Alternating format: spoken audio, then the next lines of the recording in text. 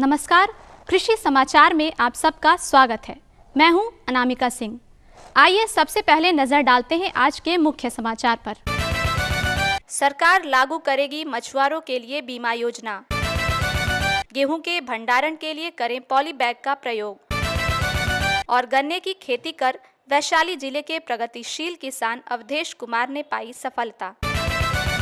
राज्य सरकार और केंद्र सरकार ने मिलकर मछुआरों के लिए नई योजना लागू की है। इस योजना को मत्स्य निदेशालय द्वारा लागू किया जाएगा, जिसके तहत मछुआरों के लिए बीमा की सुविधा दी जाएगी, जिसके प्रीमियम की राशि मछुआरों को नहीं देनी होगी। आइए इस योजना की विशेष जानकारी लेते हैं मत्स्य परियोजना के निदेशक निसात अहमद से। मछुआरों के लिए राज्य सरकार ने बीमा की योजना चालू की है। ये केंद्र प्रायोजित योजना है, जिसमें 20 रुपये 27 पैसे प्रीमियम दिए जाते हैं। राज्य सरकार आधी राशि देती है प्रीमियम की, और केंद्र सरकार अर्थात मछुआरों भाई आपको प्रीमियम की कोई राशि नहीं देनी है। आपके यहाँ किसी के अचानक दुर्घटना से अगर मृत्यु हो जाती है तो आप अपने जिला मत्स्य पदाधिकारी को आवेदन करें। उनके आश्रित को दुर्घटना से अगर बीमा की मृत्यु हो गई तो 2 लाख रुपये उनके आश्रित को मिलेंगे। किसान भाइयों, गेहूं के भंडारण के लिए पॉली बैग का इस्तेमाल सबसे बेहतर होता है। पॉली बैग का प्रयोग करने से बाहर की नमी गेहूं को नहीं लगती है। पॉली बैग हर आकार में बाजारों में उपलब्ध है। भंडारण के दौरान इसके भीतर दवाओं का प्रयोग अवश्य करें। बैग आप ले रहे हैं, उसमें एक पॉली बैग भीतर में डाल दें और पॉली बैग के अंदर ही गेहूं को भंडारित करें। पॉली बैग इसलिए बता रहे हैं कि बाहर से जो नमी है वह गेहूं को नहीं लगे, और उसको जूट के बैग में या प्लास्टिक के बैग में, जिस बैग में आपको भंडारित करना है, कर सकते हैं। बैगन की खेती करने वाले किसान भाइयों, इसके उन्नत प्रभेदों का प्रयोग करके आप बेहतर उपज प्राप्त कर सकते हैं। बैगन के उन्नत प्रभेदों में पूसा पर्पल, पूसा अनमोल, पूसा सम्राट आदि प्रमुख हैं। बिहार गन्ने की खेती के लिए प्रमुख राज्य है। बड़ी संख्या में बिहार के किसान गन्ने की खेती करते हैं। इन्हीं किसानों में एक हैं प्रगतिशील किसान अवधेश कुमार सिंह, जो गन्ने की खेती में 1 लाख की लागत से 4 लाख का मुनाफा कर रहे हैं। आइए जानते हैं गन्ने के बारे में इनकी राय। मैं तो शुरू किया था बहुत छोटे रकबा से, लेकिन फ़िलहाल जो है 1.5 से 2 एकड़ के आसपास में इसको डेवलप किया हूँ, विकसित किया हूँ। मोटा मोटी 4,000 रुपये कट्ठा, मतलब 20-80 करीब 1 लाख रुपया के आसपास में इसमें है। धान की रोपाई के लिए पैडी ट्रांसप्लांटर एक बेहतर उपकरण है। यह 1 घंटे में लगभग 1 कट्टे तक धान की रोपाई करता है। इस यंत्र के प्रयोग से मजदूर की कमी दूर होती है। इस यंत्र की लागत लगभग 2.5 लाख रुपए है, जिस पर किसानों को सरकार द्वारा अनुदान भी प्राप्त है। दर्शकों, आइए अब चलते हैं मंडी की ओर, जहां आप जानेंगे मंडी के भाव में आए उतार और चढ़ाव के बारे में। मंडी भाव के तहत आज हम चलेंगे पटना के हरियाली सब्जी मंडी अंटा घाट और जानेंगे आलू और प्याज के भाव। लाल आलू बिक रहा है 50 रुपये पसेरी, सफ़ेद आलू 40 रुपये पसेरी बिक रहा है, लाल प्याज 110 रुपये पसेरी बिक रहा है, नासिक वाला प्याज 100 रुपये पसेरी बिक रहा है। और आइए अब लेते हैं मौसम की जानकारी। मौसम विभाग से मिली जानकारी के अनुसार कल का अधिकतम तापमान 38 डिग्री सेल्सियस तथा न्यूनतम तापमान 27 डिग्री सेल्सियस रहने की संभावना है। दर्शकों, अभी अभी आपने खेती की नई तकनीक, मंडी भाव और मौसम की जानकारी ली, और आइए अब आपको अपने अगले भाग की ओर लिए चलते हैं, जहां हमारे कृषि विशेषज्ञों द्वारा आप खेती से संबंधित विस्तृत जानकारी प्राप्त कर सकते हैं। किसान भाइयों को वंदना का नमस्कार। किसान भाइयों, कृषि दर्शन में आपका बहुत बहुत स्वागत है। आज हम आपके लिए एक ऐसा विषय लाए हैं जो मुझे उम्मीद है कि आपके लिए बहुत ही उपयोगी साबित होगा। आज हम बातचीत करेंगे बिहार के लिए उपयुक्त संकर धान की किस्मों की जानकारी, और इसकी जानकारी देने के लिए आज हमारे बीच हैं डॉक्टर अजय कुमार, जो कि मुख्य वैज्ञानिक हैं कृषि अनुसंधान केंद्र पटना में। आपका बहुत बहुत स्वागत है कृषि दर्शन कार्यक्रम में। तो डॉक्टर साहब, जैसा कि हमने बताया, आज हम बातचीत करेंगे बिहार के लिए संकर धान की कौन सी किस्में अधिक उपयुक्त हैं। तो उससे पहले हम ये जानना चाहेंगे कि संकर धान है क्या, इसकी जानकारी आप सबसे पहले दीजिए हमें। संकर धान पे काफ़ी आजकल जोर है और काफ़ी चर्चा है, इसलिए बहुत महत्वपूर्ण सवाल आप पूछ रहे हैं कि संकर धान के बारे में। संकर धान क्या है, ये संकर धान किसको कहते हैं। तो सामान्य तरीके से आप समझ लीजिए कि संकर धान विशेष रूप से ये क्रॉस पॉलिनेटेड धान जिसको कहते हैं कि वो इसका मतलब माँ और बाप जो होता है, जो मेल फीमेल पार्ट होता है, वो बिल्कुल धान में दोनों अलग अलग है। कहने का मतलब ये है कि प्रकृति में जो धान हमें मिलता है वो धान स्वपरागित होता है, मतलब सेल्फ पॉलिनेटेड जिसको हम कहते हैं। एक ही फूल में उसका मेल और उसका फीमेल, नर और मादा पार्ट जो होता है वो एक ही फूल में रहता है। लेकिन संकर धान इससे विपरीत है। वैज्ञानिकों के द्वारा बनाया गया धान है जिसमें मेल पार्ट जो नर पार्ट है वो एक अलग धान में होता है और जो मादा पार्ट है वो एक अलग धान में होता है, और ये स्वपरागित नहीं हो करके ये जो है सो पर परागित है। मतलब ये एक दूसरे से उसको फर्टिलाइज क्रॉस करवाया जाता है। और इसीलिए ये धान जो है सो धान जो नेचर में जो मतलब प्रकृति के द्वारा जो धान दिया गया है उस धान से ये विपरीत धान है, क्योंकि धान इसमें स्वपरागित नहीं होकर के ये परपरागित धान है, इसीलिए हम इसको संकर धान बोलते हैं। अच्छा डॉक्टर साहब, संकर धान तो समझ में आ गया, इसके कौन कौन से वैरायटीज़ होते हैं, कितने वैरायटीज़ हैं, और बिहार की मिट्टी के लिए कौन सी वैरायटीज़ हमारे किसान उसको उपयोग करें? देखिए, ऐसा है कि संकर धान बिहार में तकरीबन 5-6 साल पहले इसका जो प्रचार प्रसार है और किसानों में जो इसका जो पॉपुलैरिटी है, जो लोकप्रियता है, वो 5-6 सालों में बहुत ज़्यादा बढ़ा है और दिन प्रतिदिन ये बढ़ता जा रहा है। उसका कारण ये है कि संकर धान का उपज जो है सो अन्य धान के बनिस्पत निश्चित तौर से उसी कंडीशन में अगर पैदा किया जाए तो भी संकर धान का उपज जो है वो तकरीबन 20 से 25% और कभी कभी तो 40-50% भी इसका उपज जो है सो संकर धान को आपको ज़्यादा आपको मिल सकता है। संकर धान किसान काफ़ी इस उपज क्षमता के कारण संकर धान को लगाते हैं, लेकिन इसमें सबसे महत्वपूर्ण बात यह है कि संकर धान को पैदा कौन करता है, ये जानने की बहुत ज़रूरी है। संकर धान दो तरीके से, दो संस्थान जो है सो इसको पैदा करते हैं। पहला संस्थान तो ये है जो निजी संस्थान के लोग हैं, और जो दूसरा संस्थान है वो सरकारी संस्थान के लोग हैं। जो सरकारी संस्थान है जिसमें कि खासतौर से कृषि विश्वविद्यालय है, कृषि अनुसंधान परिषद है, IARI के लोग हैं, ये जो सरकारी संस्थान के लोग हैं, सरकारी विश्वविद्यालय के लोग हैं, इसके वैज्ञानिक जो हैं सो संकर धान पैदा करते हैं। लेकिन इसकी मात्रा देश में मुश्किल से 20% ही ये पैदा होता है, और शेष जो 80% या उससे भी ज़्यादा आप कहें तो इसको ये निजी कंपनी जो है सो प्राइवेट कंपनी के लोग, जो बड़े बड़े कंपनी हैं, जो मल्टीनेशनल कंपनी है, विदेशी कंपनियां हैं, ये सारे लोग इस धान को पैदा करते हैं। और ये इसलिए भी ज़्यादा पैदा करते हैं इस धान को, और इसमें बिक्री ज़्यादा ये करते हैं क्योंकि इसका मतलब उपज क्षमता तो है ज़्यादा, लेकिन इसके साथ साथ इसका मूल्य बहुत ज़्यादा है। अगर जो सामान्य धान अगर 20-25 रुपये किलो अगर आपको मिल जाएगा धान का बीज, ऐसे कंडीशंस में अगर आप कोई भी संकर धान खरीदिएगा वो 200 रुपये किलो से कम नहीं मिलेगा, वो 200 से 300 और 300 से भी ज़्यादा इसका ये बहुत महंगा है।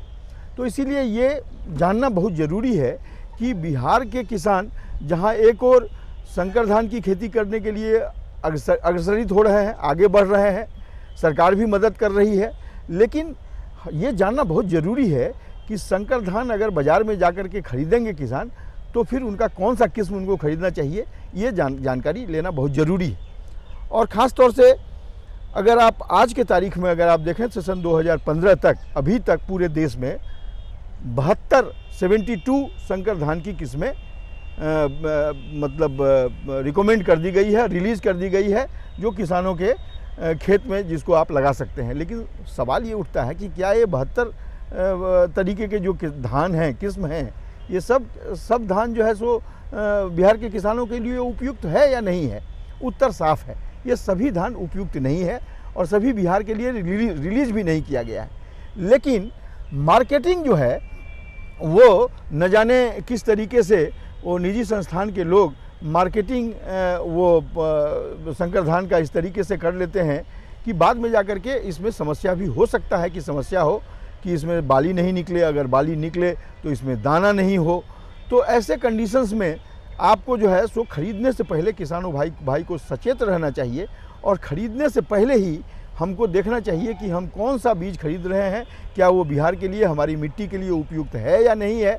तो ऐसे कंडीशंस में सन 2015 में बिहार सरकार ने कृषि विश्वविद्यालय के वैज्ञानिकों, निदेशक शोध और विश्वविद्यालय के कुलपति महोदय, इन सभी लोगों की बैठक बुला करके और बिहार सरकार ने 31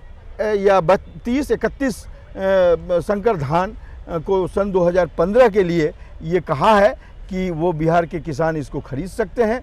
और उसमें जब खरीदेंगे तो अगर इन्हीं किस्मों को जो बिहार सरकार संस्तुति की है, अगर उसको रिकमेंडेशन के आधार पर वो अगर आप खरीदते हैं तो उसमें जो है आपको सब्सिडी जो है, इसका लाभ आपको किसान मिलेगा। और सब्सिडी में लगभग तकरीबन 50% बीज अनुदान उसमें लोग देते हैं और मिनी किट में तो पूरा का पूरा वो बीज किसान को मुहैया करवाती है सरकार। ये लो और बताओ। बस। अरे ये क्या भैया जी, बस इतनी सी रासायनिक खाद? किसानी छोड़ रहे हो क्या? किसानी नहीं, नादानी छोड़ रहे हैं। मिट्टी की जांच कराई है। अब तो लालाजी जितनी जरूरत है उतने ही उर्वरक खेत में डालेंगे। हाँ, किसान भाई आज ही अपने जिले की नजदीकी भूमि परीक्षण प्रयोगशाला में मिट्टी की जांच जरूर करवाएं और मिट्टी में पोषक तत्व, नमी व पौधे के विकास को देखते हुए केवल जरूरत के अनुसार ही पोषक तत्व डालें। और हाँ, मिट्टी में गंधक, जस्ता, बोरोन जैसे सूक्ष्म पोषक तत्वों का पता लगाना भी न भूलें। उर्वरक और जैविक खाद के सही उपयोग से भूमि का उपजाऊपन बनाए रखें, उत्पादकता बढ़ाएं, खर्चा घटाएं और बहुमूल्य विदेशी मुद्रा बचाने में भी सहयोग दें। और हाँ, धीमी गति से नाइट्रोजन उपलब्ध कराने वाले उर्वरकों जैसे नीम लेपित यूरिया को प्राथमिकता दें और यूरिया का पत्तों पर छिड़काव करें। अरे वाह, तू तो सचमुच समझदार हो गया रे। अधिक जानकारी के लिए संपर्क करें जिला कृषि अधिकारी या किसान कॉल सेंटर।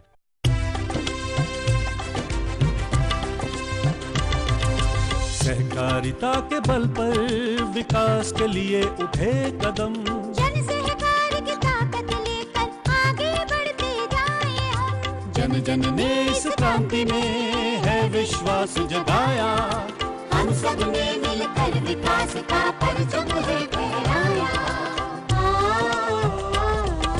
सहकारिता है अपने विकास की पहचान, नए दौर में सहकारिता ही भारत का अभिमान। कृषि मंत्रालय, भारत सरकार द्वारा जनहित में जारी। अच्छा डॉक्टर साहब, ये वैरायटीज़ जो आप बता रहे हैं बिहार सरकार ने या बिहार कृषि अनुसंधान केंद्र ने जो रिकमेंड किए हैं, तो ये वैरायटीज़ कौन कौन से हैं ये हम जानना चाहेंगे। और किसान जो हैं वो कैसे सही बीज की पहचान करेंगे, इसके बारे में भी आप। हमने कहा कि इस बार सन 2015 के लिए बिहार सरकार ने तकरीबन 30 वैरायटी को रिकमेंड किया है कि अगर आप उस वैरायटी को ख़रीदते हैं तो बिहार सरकार इस पे सब्सिडी देगी, अनुदान इसमें देगी। अगर इसके अलावा और किसी वैरायटी की मार्केटिंग आप करते हैं तो रिस्क आपका रहेगा और उस पर अनुदान किसान सरकार की तरफ से आपको नहीं मिल पाएगा। और वो उसमें बहुत पुरानी वैरायटी सब जो है वो 10 साल से पहले की वैरायटी है, उस सब को मतलब डिस्कार्ड किया है, उसको छांटा है। लेकिन उसमें भी कुछ वैरायटी अच्छी वैरायटी है जिसको रखा गया है। जैसे एक बहुत अच्छी वैरायटी थी PHB 71, वो बहुत पुरानी वैरायटी है लेकिन आज भी वो रूलिंग वैरायटी है और उसको लोग रखे हुए हैं। एक वैरायटी है 6444। 6444 के बारे में बिहार के किसान बहुत अच्छी तरीके से जानते हैं। धान थोड़ा सा मोटा है लेकिन संकर धान में सबसे अधिक उपज देने वाला ये धान है। और उसी कंपनी ने 6444 के जगह पे इस बार एक नया किस्म लाया है जिसको कि 6444 गोल्ड करके वो बेच रहे हैं। इसमें जो बैक्टीरियल लीफ ब्लाइट है इसके प्रति एक रोग के प्रति ये रोग रोधी किस्म है। और इसके अलावा कई ऐसे किस्में हैं, सुगंधित भी धान इसमें है। PHB 71 के में हल्का सा सुगंध है लेकिन PRS 10 है उसमें ज़्यादा सुगंध है। और जो DRRH 2 वैरायटी है या प्राइमा वैरायटी है या अजया वैरायटी है या राजलक्ष्मी वैरायटी है या अजय है, ये सब जितनी भी वैरायटी है ये रिकमेंडेड वैरायटी है। इसका 3 वर्षों से इसका टेस्ट हुआ है, कृषि विश्वविद्यालयों के द्वारा, वैज्ञानिकों के द्वारा टेस्ट किया गया है और ये पाया गया है कि ये सब वैरायटी जो है सो बिहार के किसानों के लिए उपयुक्त है और इसको आप जो है इसकी खेती आप कर सकते हैं।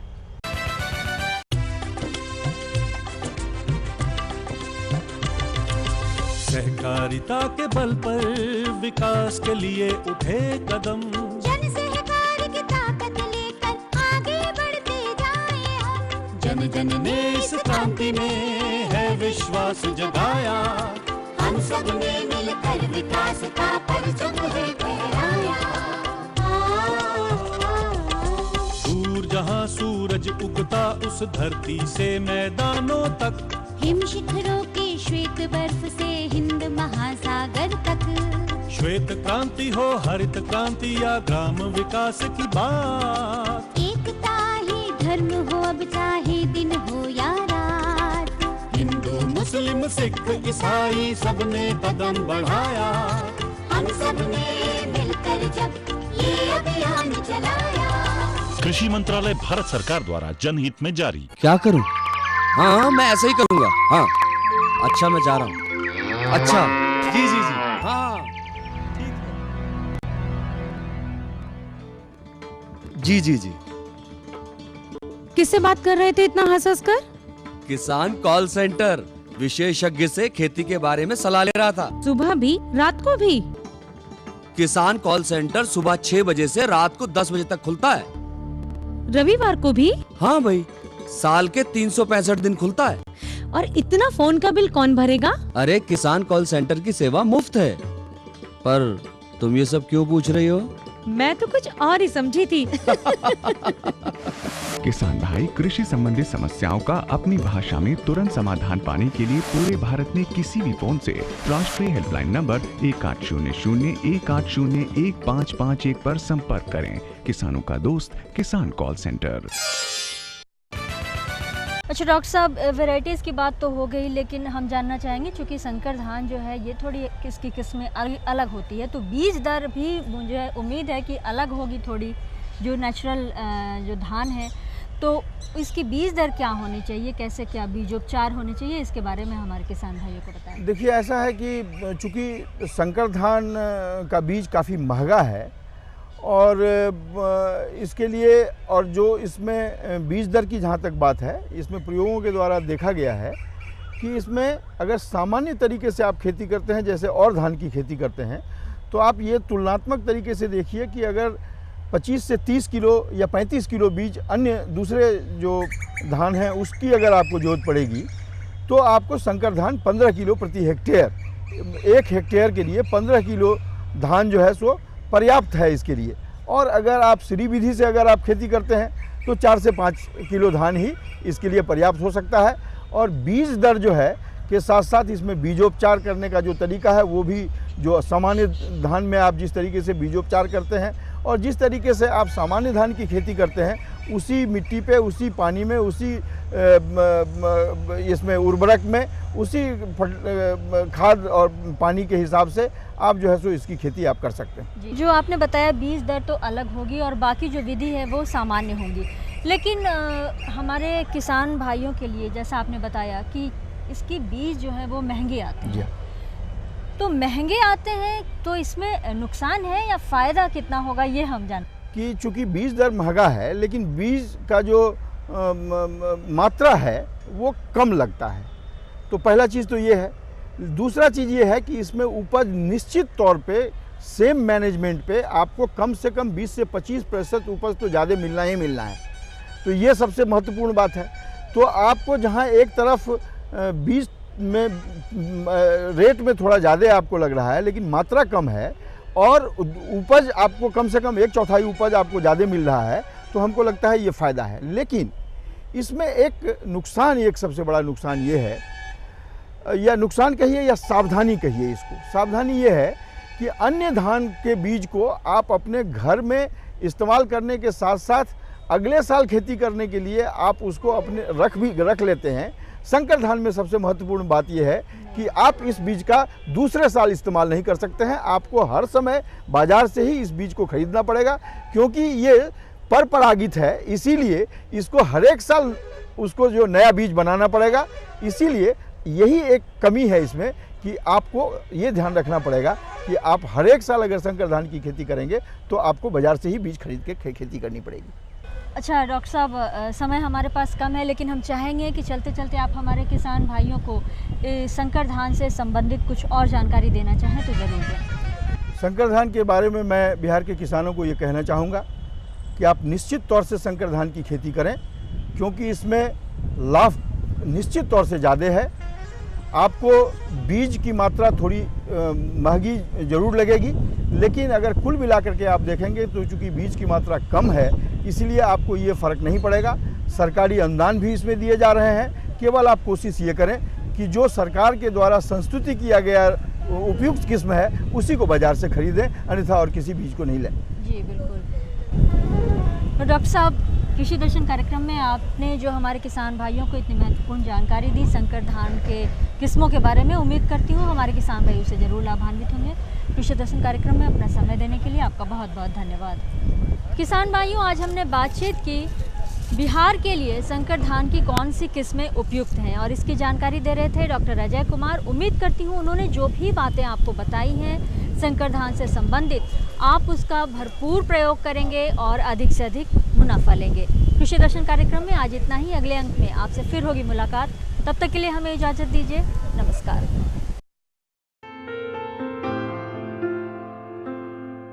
एक सूचना।